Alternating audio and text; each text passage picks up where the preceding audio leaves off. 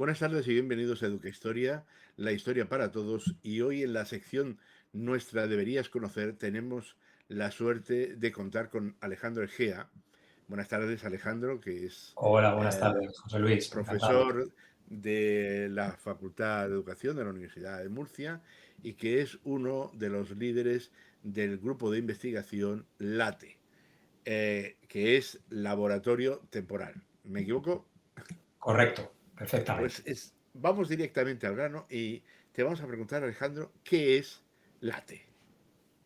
Bueno, ¿qué es LATE? LATE es, actualmente es pues una iniciativa que le hemos denominado Laboratorio Temporal, que surgió como un grupo de transferencia, como iniciativas de transferencia, y que poco a poco pues, ha ido creciendo y que actualmente hemos sido reconocidos como grupo de investigación de la Universidad de Murcia, de tal manera que ahora podemos decir que LATE es un grupo de transferencia, de innovación y de investigación. ¿Y para quién está creado LATE? Porque, como a veces comentamos, está creado bastante antes de convertirse en grupo de investigación. ¿Para quién está creado? Claro, al principio nos dimos cuenta que la investigación que hacíamos en la universidad, en concreto en didáctica de las ciencias sociales, pues tenía una fácil transferencia a la sociedad. Un ejemplo muy claro es el cómo se comunica la historia en los museos o cómo se cuenta la historia en las aulas, ¿no? Y empezó a haber agentes interesados en los servicios del laboratorio temporal y comenzamos pues adaptando o transfiriendo ese conocimiento a casos concretos como puede ser explicar una temática concreta de un museo o crear materiales para el aula. Claro, poco a poco nos dimos cuenta que realmente la transferencia sin investigación no es nada. Es decir, que nuestro éxito en transferencia viene de la mano de esa investigación. Entonces, al final, eso ha sido un paso lógico el ampliar lo que era un grupo de transferencia también a un grupo de investigación. Y viendo un poco el menú, es decir, si ahora alguien hiciera una radiografía de en qué está trabajando Laboratorio Temporal, ¿qué podríamos encontrar? Pues ahora mismo, por ejemplo, desde el punto de vista de la investigación, tenemos un proyecto del Ministerio de Ciencia e Innovación que se titula Enseñanza y aprendizaje de la historia en educación primaria, donde vamos a analizar los iconos culturales que tienen especialmente los docentes y futuros docentes. Es un proyecto de investigación liderado por el profesor Sebastián Molina de la Universidad de Murcia y María Sánchez Agustí de la Universidad de Valladolid, pero en el cual participan otras muchas universidades. Y también pues, estamos llevando a cabo un proyecto Erasmus Plus, liderado por la profesora Laura Arias de la Universidad de Murcia, en el cual participan compañeros de distintas universidades europeas, que se llama LECE, Learning the Invisible History of Europe Through Material Culture. Esto quiere decir que vamos a través de los objetos, que es una de las marcas de la señal de identidad del laboratorio temporal, el aprendizaje a través de las fuentes primarias, vamos a intentar dar luz a esos colectivos invisibles y de ahí ese guiño a la ninfa, a la divinidad Lete de la antigua mitología griega, que es la ninfa del olvido, uno de los dioses, uno de los ríos del infierno de la mitológico griego, ¿no?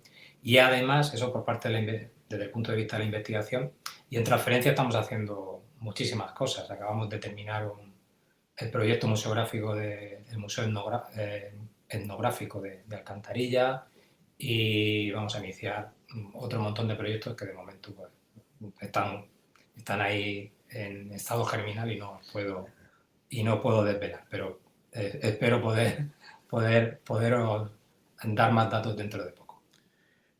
Y la última pregunta de esta introducción es, ¿por qué hacer el LATE? ¿Por qué hacer un laboratorio temporal? ¿Por qué iniciar un proyecto de este tipo? Bueno, tenemos la sensación como antiguo docente y creo que esta esta inquietud la compartimos. Tenemos la sensación de que otras asignaturas, otras materias en la, en la escuela, en los centros educativos, se pueden permitir el lujo de tener una enseñanza más innovadora, ¿no? Pero en cambio parece ser que la historia, también la geografía, pero sobre todo que le pasa a la historia, parece que está condenada a un castigo mítico en el cual se tiene que asociar a la memorización.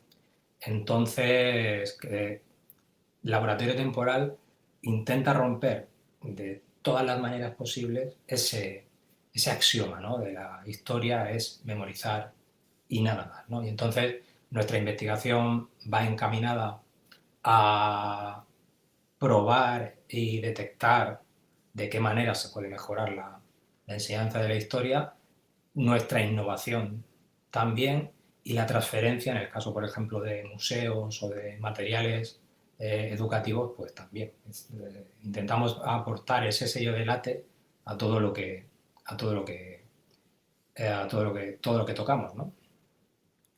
Bueno, pues Eugenio, esperando que a Late lata mucho el corazón durante mucho tiempo, te dejamos con Damarcus en un café.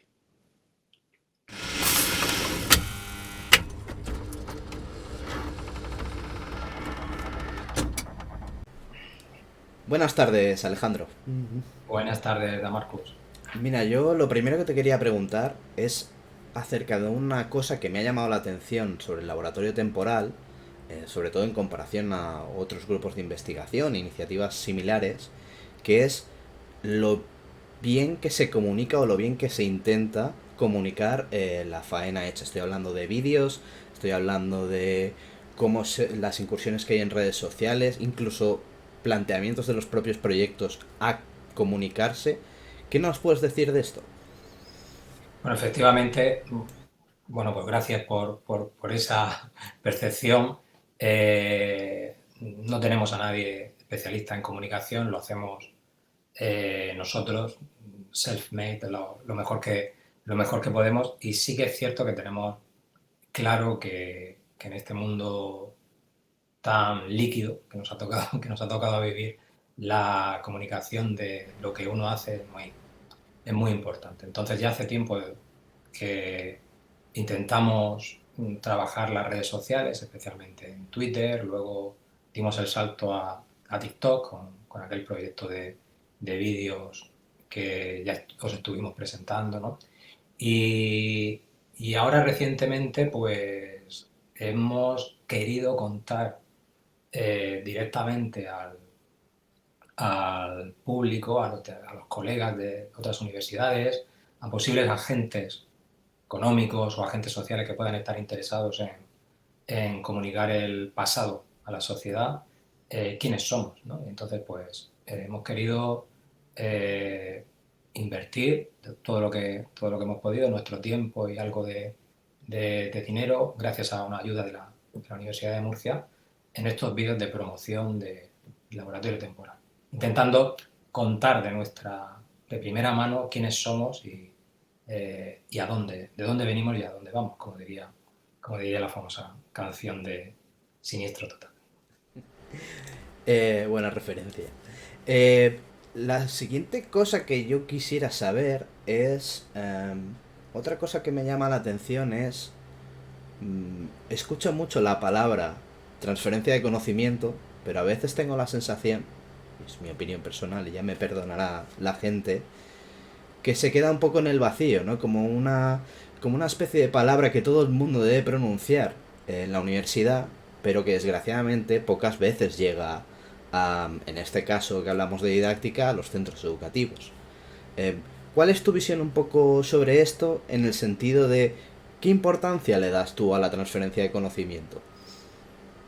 Bueno, personalmente, laboratorio temporal, antes de ser laboratorio temporal y antes de conocer la palabra transferencia, ya hacíamos transferencia. Luego, el ministerio dijo que era importante y nos dimos cuenta que llevábamos muchos años haciendo cosas que nos gustaban mucho y que resulta que eran consideradas transferencias, ¿no? Pero ha sido siempre vital para nosotros, desde acudir un fin de semana entero para hacer actividades con objetos, semanas de la ciencia, por ejemplo, noches de los investigadores, ir a los centros a contar cómo funciona la arqueología, etcétera. Lo llevábamos mucho tiempo haciendo. Es cierto que te doy un poco, en parte, la razón respecto a esa desconexión quizás de la universidad y los centros.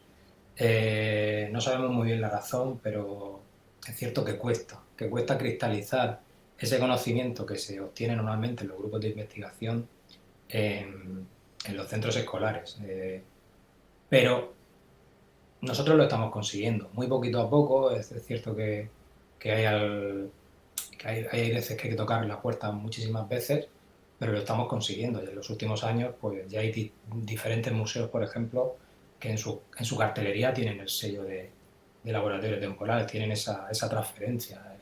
Van a contar las cosas como nosotros pensamos que hay que contarlas, ¿no? No tenemos la verdad absoluta, pero por lo menos en nuestra opinión.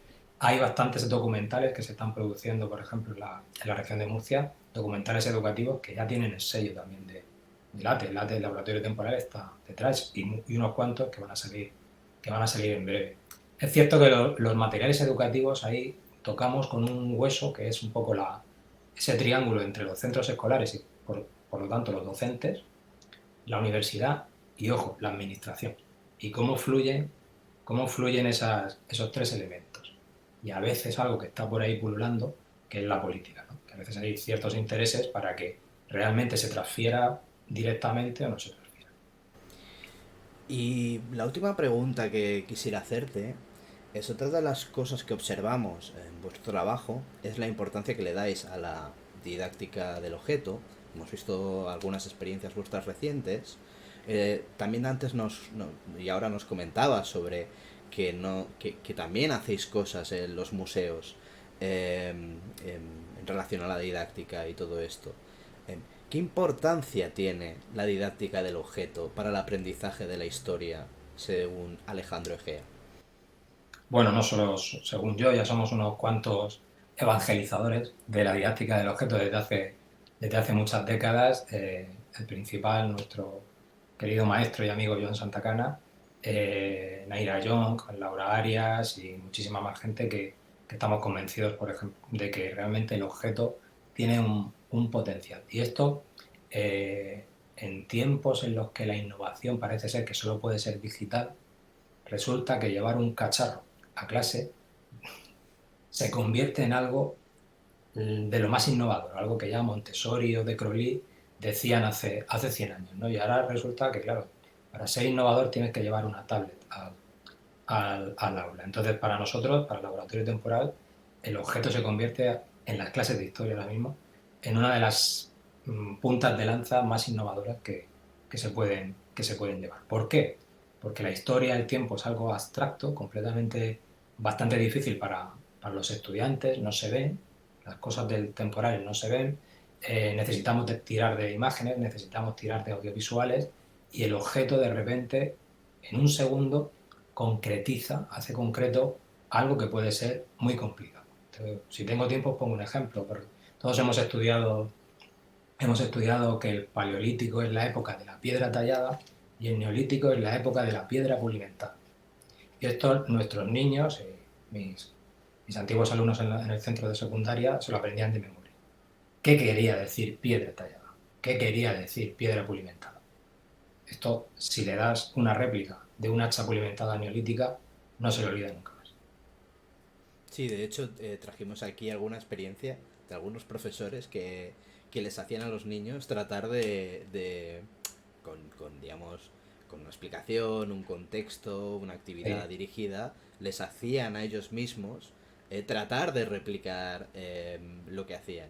Y desde luego eso se transformaba en un aprendizaje significativo mucho más importante, que superaba un poco lo que comentabas antes, ¿no? De que a veces parece que la historia está condenada solo a la memorización, el aprendizaje de la historia.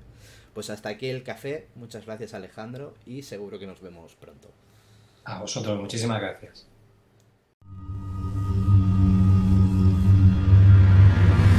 Educa Historia. Laboratorio de Didáctica de la Historia.